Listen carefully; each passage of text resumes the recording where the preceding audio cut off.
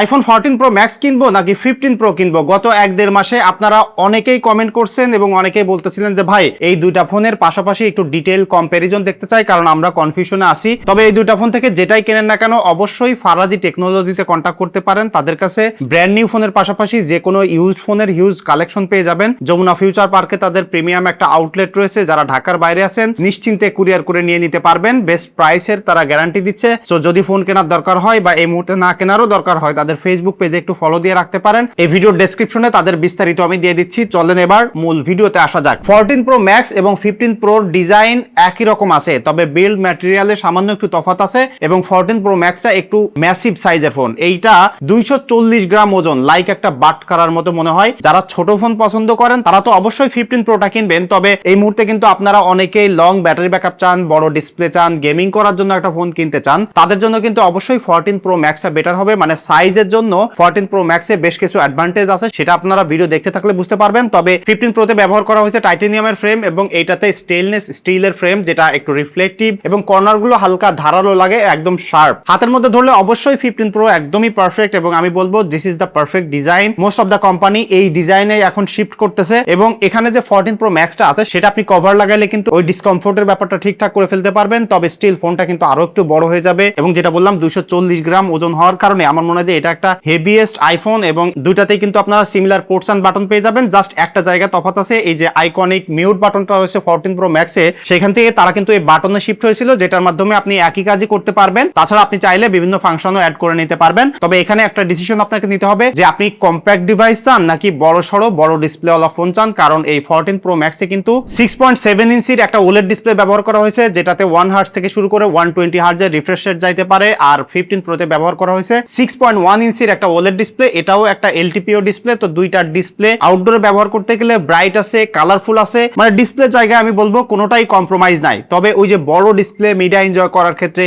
বা গেমিং করার ক্ষেত্রে কিন্তু আপনাকে 14 প্রো ম্যাক্সটা একটা বেটার হেডরুম প্রোভাইড করবে এবং এই দুইটাতে ফেস লকের জন্য যে ডায়নামিক আইল্যান্ড রয়েছে দুইটাই কিন্তু সিমিলার সাইজ। তো এখানে বড় ডিসপ্লে হওয়ার কারণে আপনি একটু ইমার্সিভ ফিল পাবেন হইলো এই 14 প্রো ম্যাক্সে এবং আমার কাছে মনে হয় যে এই কারণে আপনাদের একটু ডিসিশন নিতে হবে। তবে যদি আপনি ওরকম গেমিং না করতে চান, প্রচুর মিডিয়া এনজয় না করতে চান, জাস্ট হালকা পাতলা নরমাল ডে টু ডে লাইফে ব্যবহার করতে চান, তাহলে কিন্তু 15 প্রোর এক্সপেরিয়েন্স খারাপ হচ্ছে না। সো এখানে কিন্তু এই সিমিলার একটা ব্যাপার, compact size versus pro max বা বিগার সাইজ। তবে আমি শিওর যে আপনারা এই দুইটা ফোনের মধ্যে কনফিউশনে থাকার অন্যতম একটা কারণ দেখতেছেন যে ক্যামেরা, কারণ 15 প্রোটা একটু নিয়র মডেল, তো এখানে ক্যামেরাতে কোনো আপগ্রেড আসছে কিনা, 14 প্রো ম্যাক্সে ভালো আছে কিনা, এই জিনিসটা যদি ক্লিয়ার হতে পারেন তাহলে আপনারা ডিসিশন নিতে পারবেন। সো যে কারণে আমি ক্যামেরা থেকে আগে শুরু করি, এরপরে অন্যান্য সেগমেন্টে আমরা যাব। সো প্রথমে শুরু করতে চাই এটার পোর্ট্রেট দিয়ে, কারণ আপনারা সবাই এখন পোর্ট্রেট ছবি তুলতে চাইবেন ব্যাকগ্রাউন্ড ব্লার করে এবং ওইটাই আসলে সত্যিকার অর্থে আমাদের কাছে বেশি ম্যাটার করে। যে কেউ আমরা ছবি তুললে আগে ডিএসএলআর লুক ছবি যায়। তো এই দুইটা ফোনে কিন্তু 12 মেগাপিক্সেলের একটা টেলিফটো লেন্স রয়েছে, যার ফোকাল লেন্থ হলো 77 mm, অর্থাৎ 3x এ পোর্ট্রেট তুলতে পারবেন এবং এটা যে মেইন সেন্সর রয়েছে 48 মেগাপিক্সেলের, দুটাতেই ডিজিটালি জুম করে পোর্ট্রেট তুলতে পারবেন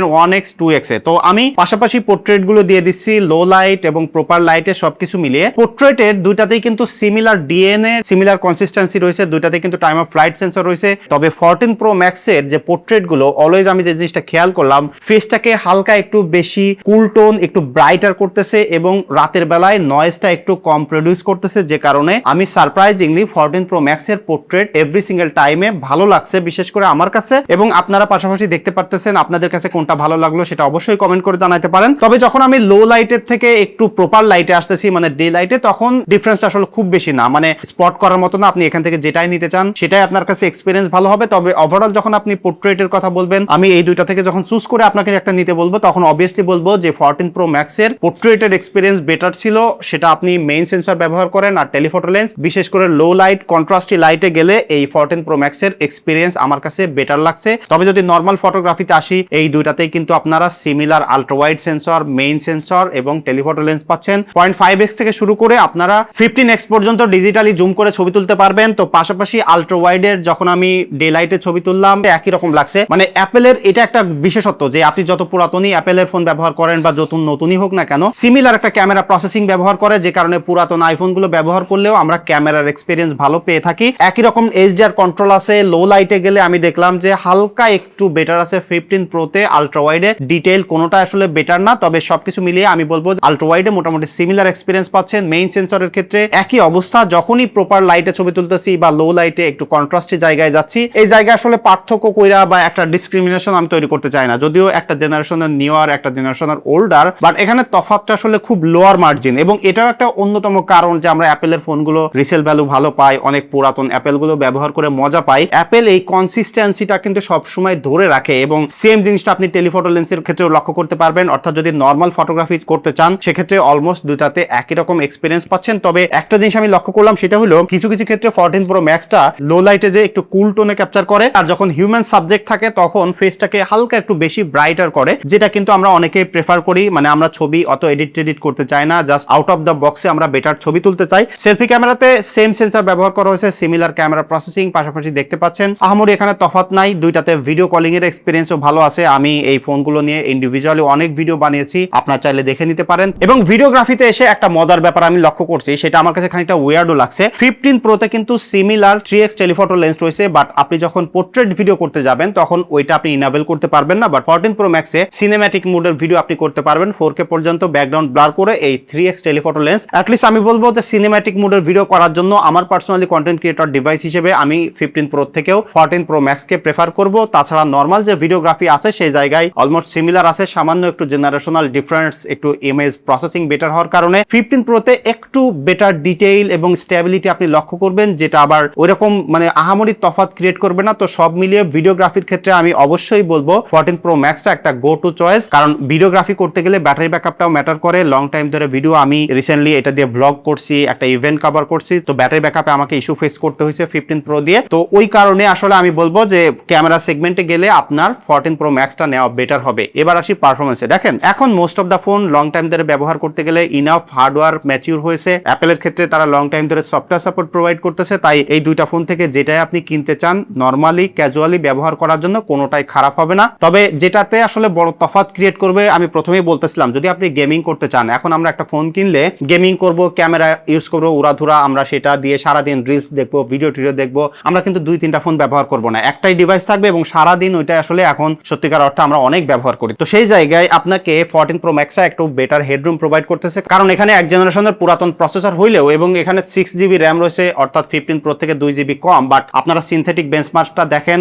নরমালি যখন আপনি গেমিং করতে যাবেন সেই সময় একটা বড় তফাৎ পাবেন কি, 14 প্রো ম্যাক্সটা অনেক ঠান্ডা থাকে, মানে 15 প্রোটা একটু বেশি গরম হয়। যদি আপনি ভিডিও এডিট করতে চান, গেমিং করতে চান, তাহলে 14 প্রো ম্যাক্সটা আপনার জন্য বেটার হবে। আর যদি এরকম আহামরি ইউজ না করতে চান তাহলে কিন্তু 15 প্রোটা লং টাইম ধরে ব্যবহার করতে গেলে বেটার এফিসিয়েন্সির পাশাপাশি আপনাকে স্টেবিলিটি ডেলিভারি করতেছে। তবে এই মুহূর্তে যেটা আমি বললাম যে হেভি ইউজ করতে চাইলে, রাফ অ্যান্ড টাফ ইউজ করতে চাইলে 14 প্রো ম্যাক্সটা পারফরমেন্সের জন্য বেটার হবে, যদিও এটাতে মাত্র 1 বছরের কম সফটওয়্যার সাপোর্ট পাবেন কম্পেয়ার টু 15 প্রো, যেটা আমার কাছে মনে হয় না যে খুব বেশি ম্যাটার করবে এই মুহূর্তে আমি যে সিনারিও বললাম সেই সিনারিওর জন্য কিনতে গেলে। তবে অন্যতম একটা গুরুত্বপূর্ণ একটা জায়গা হলো এই দুইটা ফোনের ব্যাটারি ব্যাকআপ, কারণ বর্তমান সময় মোস্ট অফ দ্য ফোন নতুন কিনলে আমরা 7-8-9 ঘন্টা করে ব্যাটারি ব্যাকআপ পাই, বাট পুরাতন ফোন কিনতে গেলে এই একটা জায়গায় কম্প্রোমাইজ করতে হয়। তবে ব্যাটারি ব্যাকআপটা কিন্তু বর্তমান সময় আমাদের খুবই গুরুত্বপূর্ণ একটা বিষয়। এবং যখন আমি এরকম আইফোন কিনবো তখন কিন্তু আমি হয়তোবা ভিডিও কন্টেন্ট ক্রিয়েট করতে চাচ্ছি বা গেমিং করতে চাচ্ছি, তখন কিন্তু আমার জন্য ব্যাটারি ব্যাকআপটা খুবই গুরুত্বপূর্ণ। আর 14 প্রো ম্যাক্সে একটা জিনিস হলো এখানে লাইটনিং পোর্ট রয়েছে, মানে এই ফোন এখন কিনলে যেখানে আপনি যান এক্সট্রা করে কেবলটা নিতে হবে। 15 প্রোর সাথে টাইপ সি পোর্ট রয়েছে, তাই যে কোনো চার্জার দিয়ে চার্জ করতে পারবেন। তবে ব্যাটারি ব্যাকআপের ক্ষেত্রে আমি বলবো যে বড় সড়ো একটা তফাৎ রয়েছে।